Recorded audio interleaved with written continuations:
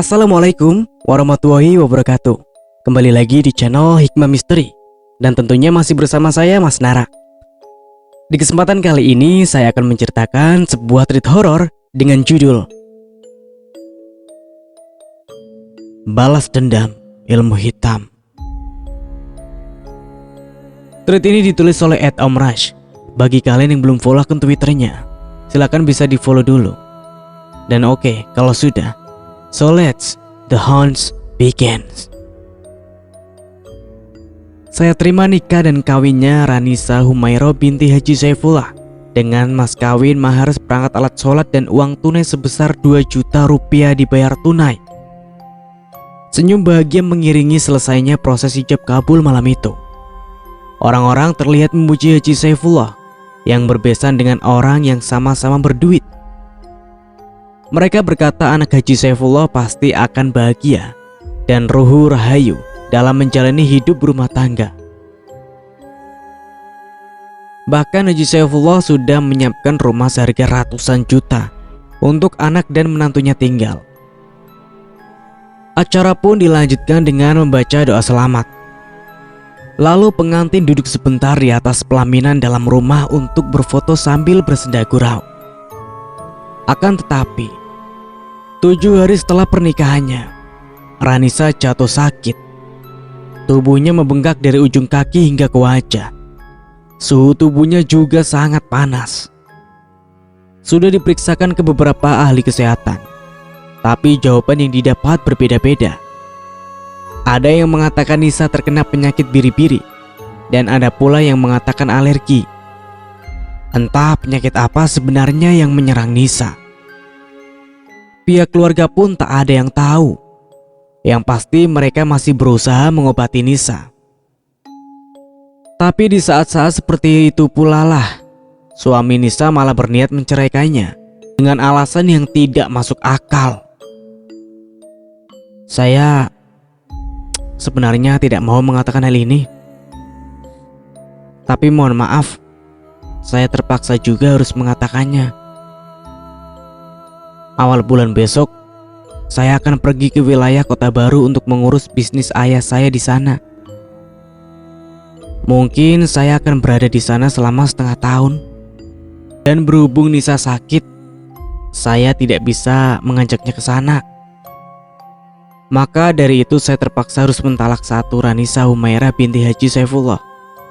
Saat ini juga saya melepaskan tanggung jawab saya terhadap Nisa, dan saya serahkan dia kembali kepada Anda selaku orang tuanya. Pak Haji Saiful memegangi dadanya yang seketika terasa sesak setelah mendengar ucapan sang menantu. Tega sekali kau, bentak kakak tertua Nisa yang tengah menggendong anak balitanya itu. Tega bagaimana kak? Ranisa sekarang sakit. Untuk merawat dirinya sendiri saja dia tidak bisa, apalagi untuk menjalankan tugasnya sebagai orang istri. Lagi pula saya di sana untuk bekerja, bukan untuk liburan yang bisa membawa atau mengurus istri yang sedang sakit seperti ini. Keluarga Nisa benar-benar tak menyangka jika perkataan seegois itu diucapkan oleh lelaki yang berwajah kalem, manis, dan murah senyum, seperti lelaki yang sekarang duduk di hadapan mereka itu. Dengan santainya lelaki itu pergi dari rumah tersebut setelah menjatuhkan talak pada Nisa yang terbaring sakit. Kau sabar, sekarang ini kita fokus pada kesembuhan Nisa, ujar kakek Ijan. Kakek Nisa yang merupakan orang tua dari ayahnya Nisa. Karena obat-obatan tak juga bisa menyembuhkan penyakit Nisa, akhirnya pihak keluarga membawa Nisa berobat ke tempat lain. Tempat yang sangat jauh dari kota mereka saat itu. Butuh 2 hari perjalanan ke sana. Mereka melewati jalanan yang berbatu bercampur tanah kuning, yang tidak bisa bayangkan licinnya jika hujan lebat turun. Kiri kanan jalanan selebar 12 meter itu hanya terlihat pepohonan karet yang tinggi, dan sama sekali tidak terlihat ada rumah ataupun warung di sepanjang jalan tersebut. Saat mobil berbelok ke arah jalan yang lebih kecil, sekitar 500 meter, barulah mereka melihat rumah. Itu pun jarak antara rumah ke rumah lumayan jauh. Ibunya Nisa membuka kaca jendela mobil itu, dan seketika aroma wangi durian merebak masuk ke dalam mobil, membuat mereka langsung menelan ludah. Terlihat anak-anak tanpa baju dengan tubuh penuh tanah berlarian sambil menenteng durian di tangannya. Ibu Nisa tersenyum melihat anak-anak itu. Ia teringat masa-masa kecilnya dulu. Tanpa ia sadari, seorang lelaki tua menatap mobil itu dengan tajam. "Tutup kacanya, Mah. Mama tidak lihat itu ada orang aneh menatap Mama terus," ujar adiknya Nisa yang duduk di belakang. "Shh, jangan bicara sembarangan, Ki," tegur kakek Jan. Rizkia, putri yang saat itu berusia 15 tahun tersebut, langsung terdiam. Ia sama sekali tak berani menjawab jika kakeknya sudah berbicara. Entah kenapa, tapi sangat sulit rasanya mengeluarkan kata-kata jika kakek Jan sudah berbicara. Padahal kakek Jan sendiri bukanlah orang yang pemarah, apalagi suka memukul. Kakak Jan tidak seperti itu. Beliau lembut dan penyayang. Sampai-sampai bila ada musyawarah keluarga, beliau akan mendengarkan dan meminta pendapat setiap keluarga tak terkecuali anak kecil untuk mengutarakan pendapatnya sendiri. Hal yang sangat jarang dijumpai. Umumnya orang-orang yang lebih tua tak akan ambil peduli apa pendapat anak cucu mereka, karena menganggap yang lebih tualah yang paling berpengalaman. Tapi itu tidak berlaku di keluarga kakek Ijan. Baru 4 km melewati jalanan yang kiri kanannya terdapat rumah-rumah warga. Kini mereka mulai melihat pemandangan dan kiri kanan jalan berupa pohon-pohon tinggi. Singkatnya, setelah melewati 12 km jalan tersebut, mereka sampai di persimpangan jalan besar yang lebih bagus jika dibandingkan dengan jalan besar sebelumnya. Mereka mengambil jalan ke sebelah kanan. Di sepanjang jalan itu mereka berkali-kali berpapasan dengan truk dan Volvo yang mengangkut batu bara. "Apa masih jauh, Kek?" tanya Rizkia. "Rasanya masih lumayan jauh. Kita bahkan belum melewati gunung yang dipenuhi pohon durian. Biasanya bila musim durian begini, pasti di pinggir jalan di bawah gunung itu banyak orang-orang yang pulang mencari durian. Nah, setelah itu nanti sekitar beberapa kilometer ada persimpangan menuju desa. Kita masuk ke jalan itu." "Aduh," keluh Kia. "Memangnya kenapa? Apa kamu ingin buang air?" tanya Jumiah yang merupakan saudara kandung Haji Saifullah. "Iya, Cik, kepingin buang air kecil," jawab Kia. Mendengar jawaban Kia, Haji Saifullah yang menyetir itu pun lantas menepikan mobil agar Kia bisa buang air kecil di semak-semak. Mau tak mau akhirnya Kia terpaksa buang air kecil di semak-semak yang ada di pinggir jalan, berbekal setengah botol air mineral sisa minumannya tadi. Setelah Kia selesai, mereka pun kembali melanjutkan perjalanan. "Kamu izinkan saat buang air di sana tadi?" tanya kakek Ijan. "Tak sempat, Kek." Kakek Jan menghela nafas panjang. Mulutnya berkomat-kamit seperti sedang berbicara, namun suaranya tidak terdengar sama sekali. Papan bertuliskan "Selamat datang" di desa itu terpampang di depan jalan yang menanjak tersebut. Mobil perlahan-lahan berbelok dan memasuki jalan menanjak, dengan jalan dipenuhi batu-batu berukuran seperti kepalan orang dewasa. "Rusak parah jalannya sekarang," ujar kakek Jan. Sekitar 400 meteran melewati pepohonan karet yang rimbun, mobil akhirnya sampai di area lapangan bertanah kuning. Mobil parkir di lapangan tersebut karena rupa-rupanya jalan ke rumah orang yang akan didatangi itu berada di dalam kebun karet. Sementara para perempuan menunggu, kakek Ijan dan Haji Saifullah pergi lebih dulu dengan melewati jalan setapak yang panjang. Kia duduk menunggu dengan wajah yang tampak bosan. Bagaimana tidak? Karena desa yang mereka datangi itu sangat kecil dan banyak sekali terdapat anjing-anjing yang berkeliaran. "Kia masih takut anjing?" tanya Acil Jumiah atau yang lebih akrab dipanggil Miah. "Masih, Cil. jawab Kia pendek. Sekitar hampir setengah jam, akhirnya mereka melihat Haji Saifullah kembali ke mobil. Ia membawa gerobak yang mungkin dipinjamkan oleh orang yang akan menyembuhkan Nisa. Nisa diletakkan di dalam gerobak bersama beberapa barang-barang yang mereka bawa. Hajah Marlina berjalan lebih dulu bersama dengan Kia. Sementara Cilmia berjalan di belakang gerobak. Sesekali tangannya mendorong gerobak yang ditarik oleh Haji Saifullah itu. Setelah keluar dari jalan setapak tersebut, mereka langsung berada di sekitaran halaman yang sangat luas. Ayam dan anjing berkeliaran di sekitar halaman itu. Sebuah rumah tunggal berdiri kokoh di tengah-tengahnya. Rumah itu membuat siapapun yang melihatnya merasa lebih tenang. Seorang lelaki berusia 30 tahunan turun untuk membantu mengangkat tubuh Nisa. Nisa dibaringkan di sebuah kamar sempit berukuran 2x2 meter persegi dengan satu ranjang yang juga berukuran kecil. Setelah pamit pada Kia yang menemani kakaknya tersebut, lelaki itu pun keluar. Kakek Jan memperkenalkan satu persatu keluarganya yang ikut. Ini Marlina menantuku, dan ini Jumiah anakku, adik dari Saifullah. Lelaki itu mengangguk dengan bibir tersenyum. Saya Robert, anak dari Liawi Amuk. Pak Jan ini berteman akrab dengan ayah saya, ujar lelaki itu memperkenalkan diri. Oh ya, adikmu yang namanya Samuel itu di mana sekarang? Ingat 20 tahun yang lalu aku kemari, Samuel pasti duduk di pangkuanku.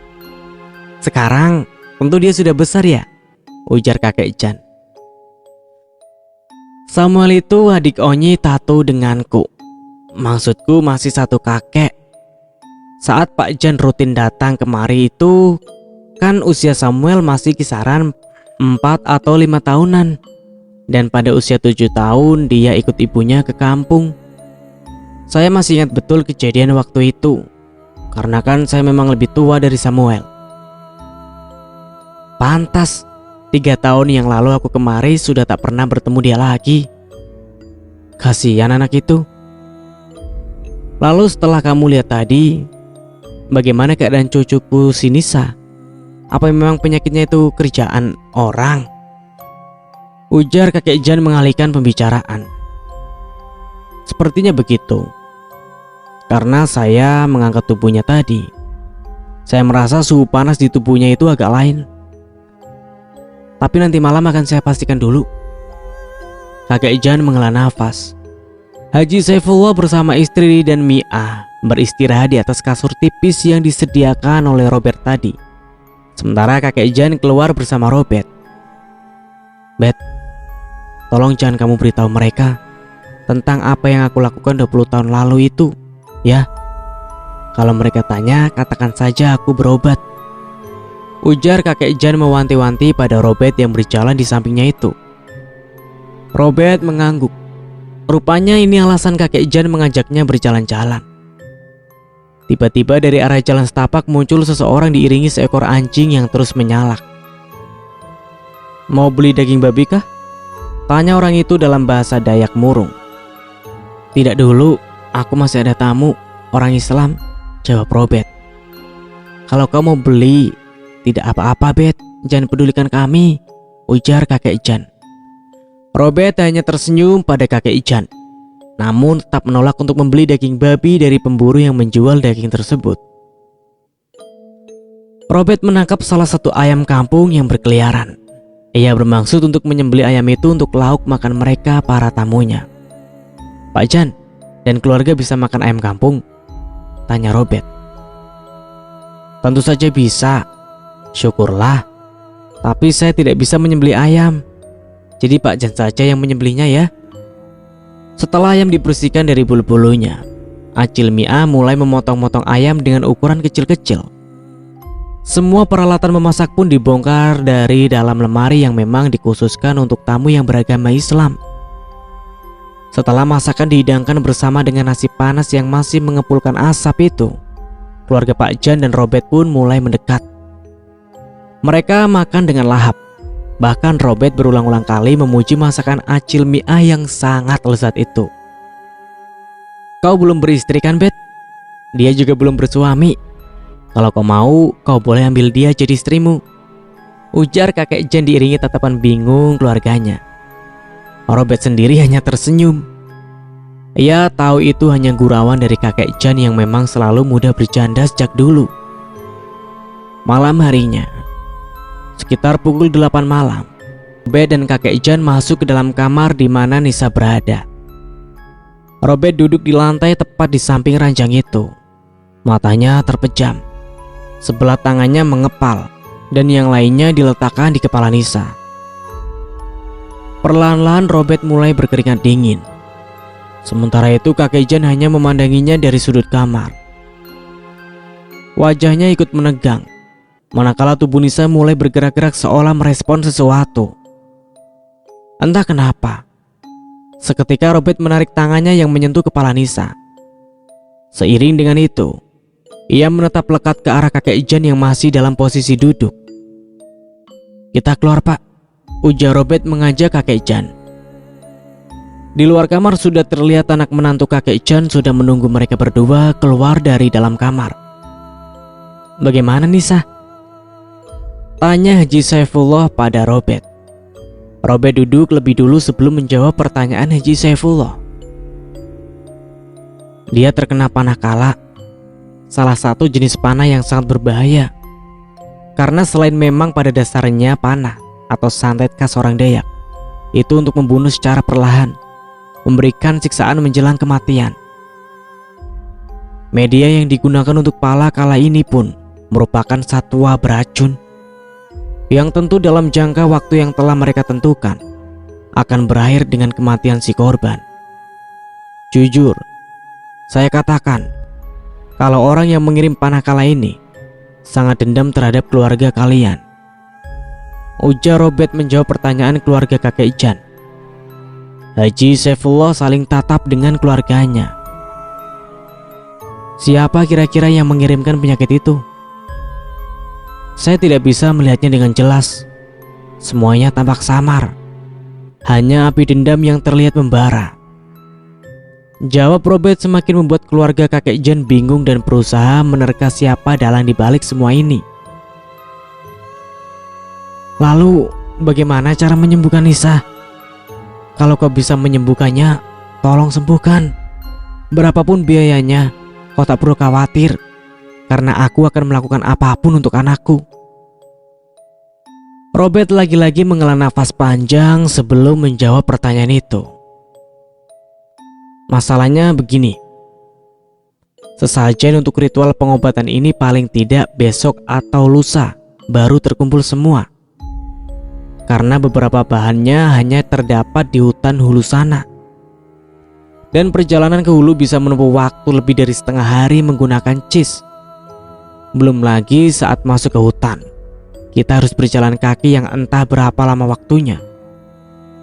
Kalau kita beruntung kita akan langsung menemukan benda itu.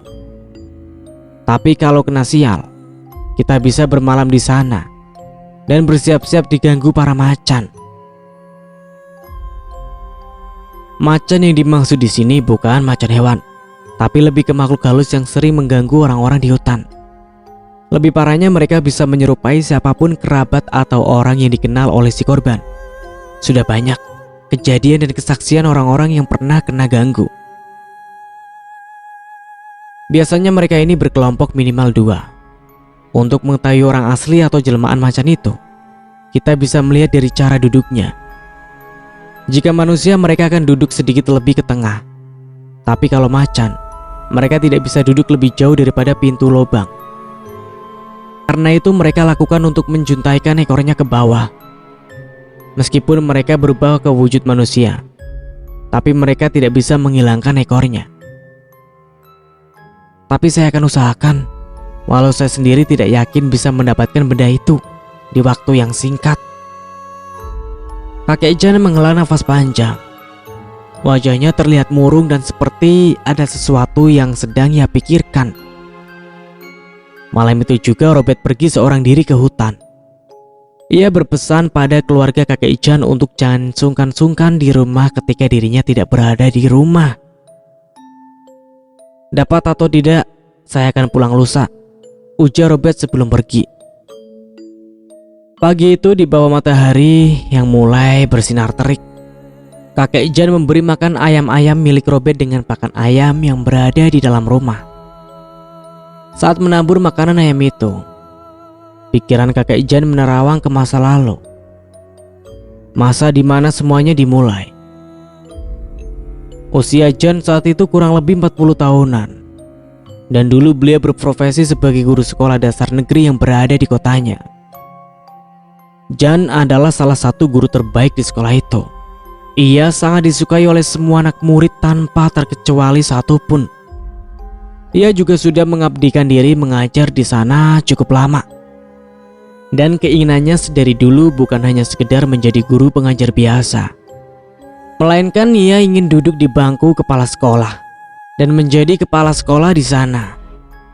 Tapi apalah daya, impiannya semakin semu ketika kepala sekolah yang lama meninggal, lalu digantikan oleh kepala sekolah baru. Seperti tak ada jalan untuk mencapai impiannya. Belum lagi kepala sekolah yang baru ini mulai mengambil lebih banyak perhatian dari guru-guru lain dan murid-murid sekolah. Padahal tak ada yang berubah, karena murid-murid di sekolah tetap menghormati dan menyayangi Pak Jan seperti sebelumnya. Namun, Jan merasakan hal yang berbeda, yakni semua perhatian murid dan rekan-rekan gurunya hanya tertuju pada kepala sekolah yang baru itu. Memang, kepala sekolah itu sangat ramah dan baik sekali. Bahkan tak jarang Jan mendengar orang tua murid memuji kebaikan Pak Kepala Sekolah. Itulah yang membuat rasa iri dengki dan ingin menyingkirkan Pak Kepsek begitu saja terlintas di benaknya. Tapi niatnya itu tidak kesampaian. Hingga suatu hari, ada salah satu temannya yang meminta diantarkan ke pedalaman Kalteng untuk berobat dari penyakit non-medis. Karena hanya Jan yang memiliki mobil di lingkungan tersebut, akhirnya Jan pun bersedia mengantarkan temannya ke pedalaman. Awalnya Jan sesumbar tak percaya dengan hal-hal seperti itu. Tapi setelah merasakan sendiri, barulah ia percaya dan langsung meminta maaf pada dukun itu yang bernama Amuk. Ajaibnya, sehabis minta maaf, biji kejantanannya pun kembali lagi ke tempatnya semula. Dan dari situ muncullah niat jahatnya untuk menyingkirkan Pak Kepala Sekolah. Sebulan setelah kepulangannya mengantar sang kawan untuk berobat, Jan pun kembali lagi mendatangi Amuk. Saat ia datang untuk yang kedua kalinya, Jan membawa banyak oleh-oleh untuk anak-anak Amuk, yakni Robert dan Samuel. Samuel yang pada saat itu bertubuh lebih kecil dari Robert, tanpa rasa takut langsung duduk di pangkuan Jan. Jan yang pada dasarnya memang menyukai anak-anak tentu sangat senang dengan Samuel. Berbeda dengan Robert yang bertubuh besar dan hanya duduk di dekat pintu sambil terus menatap lekat pada Jan dan Samuel. Lamunan kakek Jan terhenti ketika mendengar Haji Saifullah memanggilnya. Cerita pun kembali ke masa sekarang. Perasaan saya tidak karuan, was-was dan takut, ujar Haji Saifullah. Tentu tak ada orang tua yang bisa tenang di saat anaknya terbaring sakit seperti itu. Aku dulu juga sama sepertimu, di saat Mia masih kecil terkena sawan. Apa Robert akan berhasil mengobati Nisa? Kau jangan ragu. Aku tahu siapa Amuk dan tentu Robertlah yang mewarisi semua ilmunya. Dan Robert juga sama seperti dia. Mendengar itu, hati Haji Saifullah merasa lebih tenang. Lalu ia dan kakek Jan duduk di pelataran teras rumah Robert, mengobrol hangat sebagaimana keluarga pada umumnya. Sementara di dapur, Acil, Mia dan Kia sedang memasak makanan yang mereka bawa dari kota. Menjelang sore, mereka melihat rombongan anjing muncul dari jalan setapak dan terus menatap ke arah rumah. Hingga terdengar suara salah satu anjing milik Robert menyalak dari depan rumah. Anjing hitam itu berdiri di depan tangga dan terus menyalak dengan mata tajamnya menatap rombongan anjing di ujung jalan setapak. Anjing hitam milik Robert tak gentar sedikit pun, meski rombongan anjing yang berada di ujung jalan itu berjumlah lebih dari 5 ekor. Ia terus menyalak sampai akhir-akhirnya anjing tadi berbalik dan pergi. Anjing-anjing milik siapa tadi ya? Kenapa seperti bermusuh dengan anjing milik Robert? Tanya Acil Mia yang sedari awal mengintip dari celah dinding. Kakek Jan menggeleng. Entahlah, bisa jadi itu bukan anjing, jawab kakek Jan kemudian. Maksudnya? Tanya Kia. Banyak yang kau tak tahu tentang desa ini, cu. Desa ini penuh dengan misteri yang tidak ada di tempat kita. Di desa ini sangat banyak. Di sini juga sangat jarang terdengar kabar pencurian. Padahal rumah mereka jarang dikunci saat ditinggalkan. Contohnya, seperti rumah Robert ini. Coba kau lihat di sekelilingmu. Di dinding itu ada mandau berlapis emas yang harganya tidak main-main. Dan di sana ada tas dan barang-barang lain yang kemungkinan berisi uang. Ujar kakek Jan menunjuk ke arah tas kulit yang tergantung di dekat tanduk rusa. Kia yang penasaran itu langsung berlari menghampiri ke arah tas Robert yang tergantung. Matanya terbelalak melihat isinya. Banyak sekali uangnya di sini. Kenapa paman itu meninggalkan uang segini banyak tanpa disimpan? Padahal ada tamu. Kia pun bisa khilaf kalau melihat uang seperti ini. Kakek Jan tersenyum. Jangan sampai ada niat burukmu, Ki. Bahaya. Mendengar ucapan kakeknya, Kia lantas mengembalikan tas itu pada tempatnya tanpa mengambil sesuatu pun dari tas itu. Kalau diambil, memangnya kenapa, kek?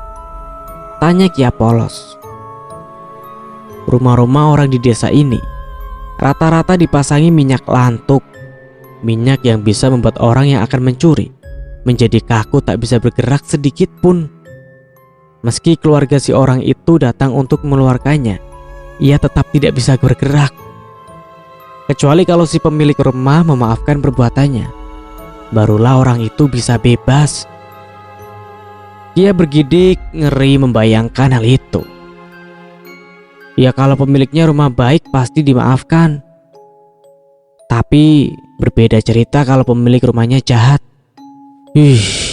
Gumam Kia. Makanya jangan sampai ada niat yang tidak baik saat kau memasuki rumah orang-orang di desa ini. Kakek pun dulu waktu pertama kali kemari pernah dikerjai ayahnya Robert. Sampai kakek minta maaf, barulah kakek bisa bernafas lega. Lanjut kakek Jan bercerita. Kakek dicekik rambut-rambut panjang yang keluar dari dinding kah? Jadi membuat kakek tidak bisa bernafas?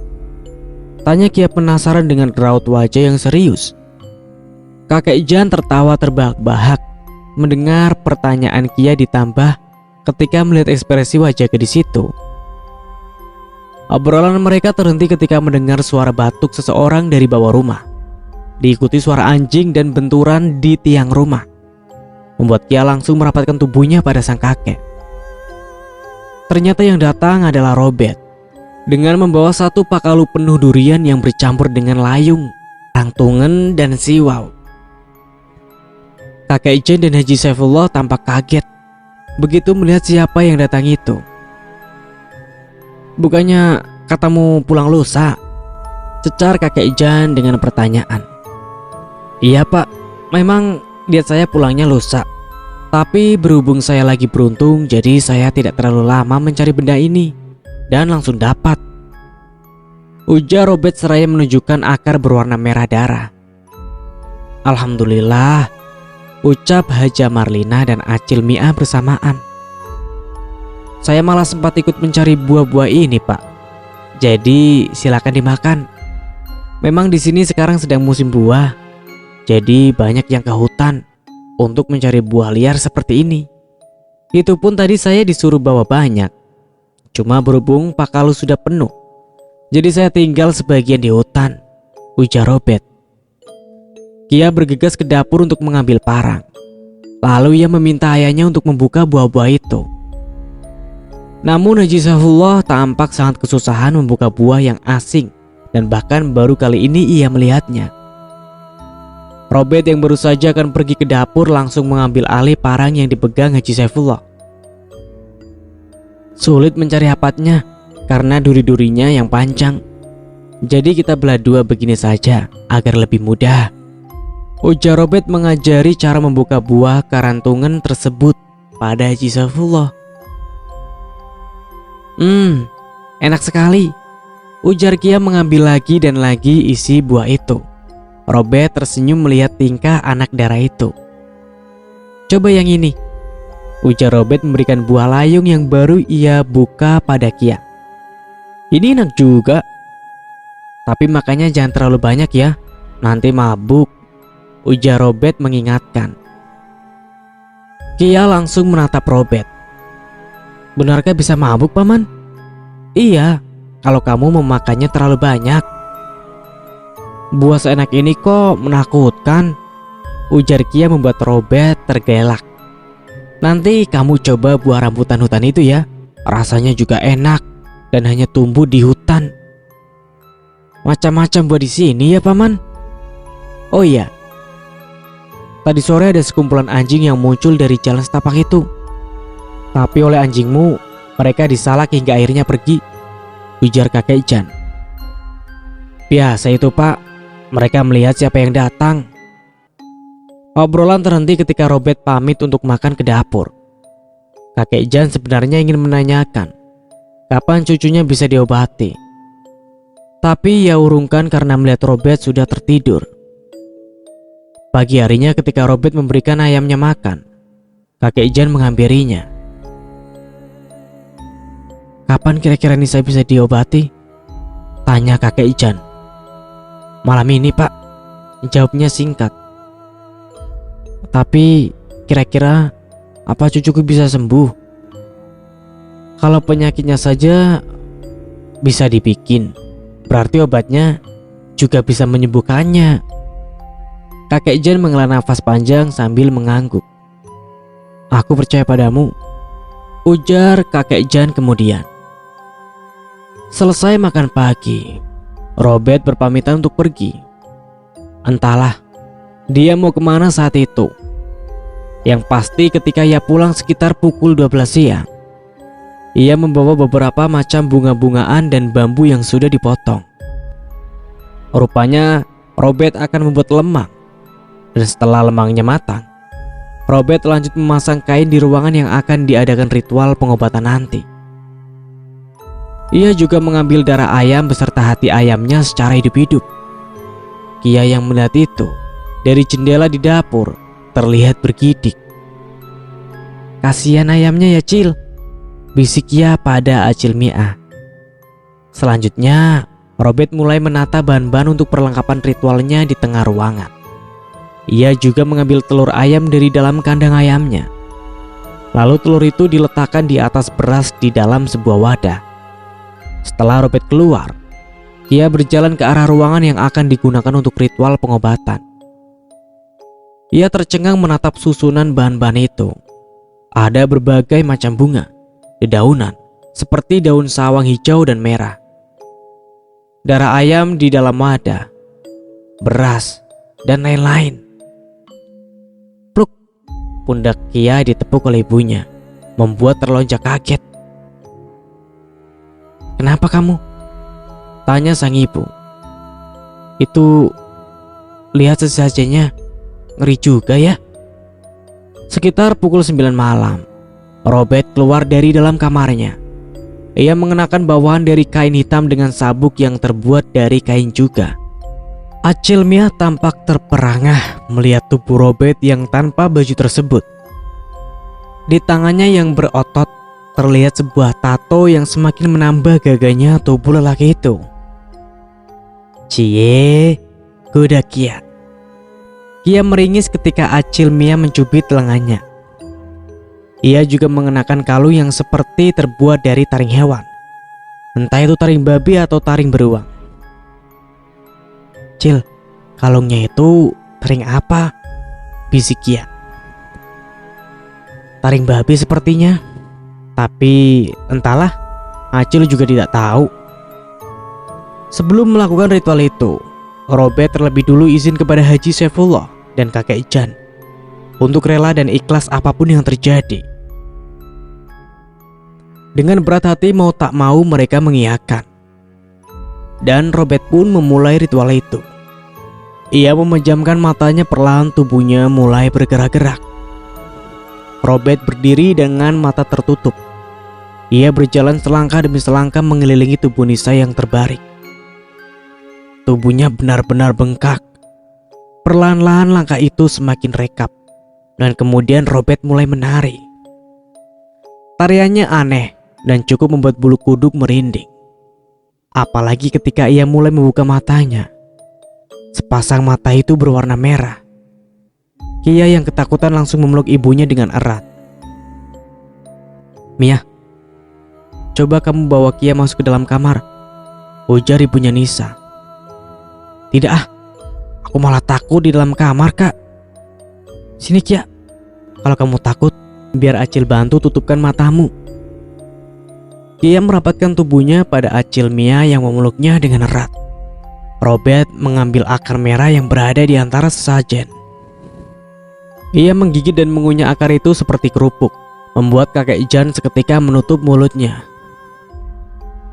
Akar itu sangat kuat dan tidak mudah patah. Juga baunya yang menyengat serta rasanya yang pahit. Tak mungkin jika manusia biasa semudah itu mengunyahnya.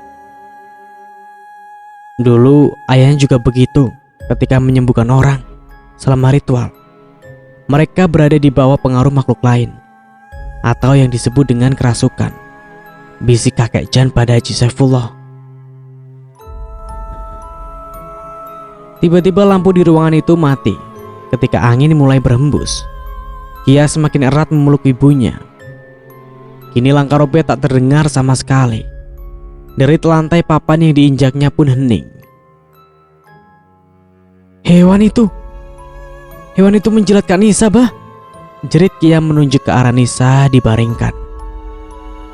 Haji Saifullah lekas menoleh, namun sama sekali tak melihat apapun. Semuanya begitu gelap. Lampu kembali menyala. Seketika semua mata tertuju ke arah tubuh Nisa yang sudah basah dan berlendir. Sementara Robert duduk cukup dekat jaraknya dengan kepala Nisa. Di tangannya tergenggam daun sawang, sementara di mulutnya sudah tergigit besi patahan pisau. Untuk sesaat tubuh Robert mulai bergetar, seolah ada sesuatu yang keluar dari tubuhnya. Hening. Di luar rumah, anjing terus-terusan menyalak. "Pertanda apa ya?" gumam Acil Mia. "Doakan saja keponakanmu berhasil disembuhkan." Keluarga kakek Jan hanya bisa menunggu, tanpa tahu apa yang sedang terjadi pada Robert. Lelaki parubaya itu berhadapan dengan Robert. Apa yang keduanya pakai pun hampir sama. Pedang dengan ujung mata mengkilat berada di genggaman tangan kedua orang itu. Robert mulai percakapan yang di sini tidak diberitahu lebih jelas isi percakapannya seperti apa. Namun si lelaki parubaya tak mau menggubris dan malah menyerang Robert lebih dulu. Robert yang sudah bersiap tentu dengan mudah menghindari serangan itu. "Daripada salah satu di antara kita mati di sini, lebih baik kau tarik penyakit itu dan kembalikan pada orang yang menyuruhmu," ujar Robert sambil terus berusaha menghindar. Krak! Tangannya terkena tebasan pedang si lelaki parubaya. Kali ini Robert benar-benar sudah marah. Dengan gencar ia menyerang si lelaki parubaya hingga benar-benar terpukul mundur dalam pertarungan. Si lelaki parubaya terbatuk darah ketika Robert sudah bersiap hendak menghujamkan pedang di perutnya. Dengan suara memelas dan terbata-bata, ia memohon maaf pada Robert dan bersedia mencabut penyakit dari Nisa dan mengirimkannya kembali pada orang yang menjadi dalang di balik semuanya. "Baik, aku pegang kata-katamu. Tapi kalau kau ingkar, kita akan kembali bertemu di sini. Dan jika itu sudah terjadi, satu di antara kita berdua pasti ada yang mati, atau kita akan bertarung hingga sama-sama mati," Robert membuka matanya. Ia menyeka keringat di tubuhnya. Nafasnya masih tak beraturan. "Bagaimana, Bet?" secar kakek Jan dengan pertanyaan. Dukun yang mengirimkan penyakit itu bersedia mengembalikan penyakit tersebut pada orang yang menyuruhnya. "Tapi apa kau yakin dia akan mau mengembalikannya?" tanya kakek Jan. "Saya tidak yakin, maka dari itu saya akan pantau terus." "Apa kau sudah tahu siapa dalangnya, Bet?" tanya Haji Saifullah. Robert tak menjawab. Matanya menatap kakek Jan. "Katakan saja," ujar kakek Jan. "Saya belum tahu," ujar Robert. "Biarkan dulu cucu bapak di sini. Malam ini saya akan secepat mungkin menyelesaikannya," lanjut Robert. Robert melangkah masuk ke dalam kamar meninggalkan keluarga kakek Jan. Entah apa yang akan ia kerjakan seorang diri di dalam kamarnya. Mereka mengira semuanya sudah berakhir. Namun ternyata sedikit pun itu belum berakhir. Hampir 2 jam lamanya Robert berada di dalam kamar yang terkunci. Suasana semakin menegang seketika. Sayup-sayup terdengar suara beberapa orang yang bercucau mengelilingi rumah itu berulang-ulang kali. Bercucau artinya orang-orang yang berbicara secara bersamaan, hingga terdengar tidak jelas apa yang mereka bicarakan. Haji Saifullah mengepalkan tangan dan meletakkan kepalan tangan di depan mulut seolah sedang menghalangi mulutnya berbicara. Sementara kakek Jan beberapa kali berdehem untuk memberitahukan keberadaan orang di dalam rumah pada orang-orang yang bercucau di luar. Kria, brak. Pintu terbuka lebar. Angin kencang masuk ke dalam rumah membawa aroma busuk menyengat. Ibunya Nisa lantas beranjak dari duduknya dan berjalan ke arah pintu lalu kemudian menutup dan menguncinya. Tapi tidak berapa lama, ketika ibunya Nisa akan kembali duduk, pintu itu kembali terbuka lebar. Robert berjalan keluar kamar dan mengambil lemang yang di ujung lemang sudah diberi telur ayam dan hati ayam rebus. Ia membawa beberapa lemang itu keluar rumah. Anehnya begitu Robert keluar rumah, terdengar suara langkah berat yang mengikutinya dari belakang. Dan pelan-pelan pintu itu tertutup dengan sendirinya. Mengagetkan Kia dan Acil Mia yang sedari tadi mengikuti pergerakan Robert. Tak terasa, waktu sudah menunjukkan pukul 1 malam kala itu. Mata mereka sudah berat karena mengantuk. Tapi tak ada satupun yang bisa memejamkan mata sebelum mendengar penjelasan dari Robert. Robert adalah orang yang penuh misteri. Entah apakah yang sedang ia coba sembunyikan dari mereka. Tapi dari gelagatnya yang aneh tidak seperti sebelumnya itu, membuat mereka menjadi semakin penasaran. Kakek Jan mengikuti Robert turun ke tanah. Mata tuanya menangkap tubuh Robert di depan jalan setapak sedang berdiri di sana. Ia berjalan menghampiri Robert. Namun tiba-tiba dari arah belakangnya terdengar suara yang tak asing memanggilnya. "Mau kemana, Pak?" tanya Robert. Ketika kakek Jan menoleh, memang itu adalah Robert dengan sebuah lemang di tangannya. Lalu yang berdiri di depan jalan tadi, dan jantung kakek Jan berdegup tak karuan ketika kembali melihat ke arah depan jalan setapak. Di sana tak ada siapa-siapa. "Ada apa ini sebenarnya, Bet? Aku yakin kau pasti sudah tahu siapa dalangnya, bukan? Kenapa kau merahasiakannya?" Robert menghela nafas panjang. Ia mengajak kakek Jan duduk di bangku yang terbuat dari bambu. Lalu pelan-pelan ia mulai menceritakan semuanya. "Bapak ingat dengan orang yang menjadi saingan Bapak dulu? Si kepala sekolah itu?" "Ya." "Tapi bukankah dia sudah lama mati?" "Dia memang sudah lama mati. Dia mati di tangan Liao ayahku, di bawah suruhan Bapak waktu itu." "Ya, lalu?" "Keluarganya menuntut balas, Pak. Dan cucu Bapak yang terkena imbasnya. Sekarang bagaimana?" "Panah kala itu sudah dikembalikan. Tapi saya ragu ini akan jadi akhir semuanya." karena balas membalas hanya akan melahirkan dendam lainnya. Kakek Jan terdiam. Pikirannya berkecamuk. Tak tahu apa yang harus ia katakan. "Mari masuk, Pak," ujar Robert.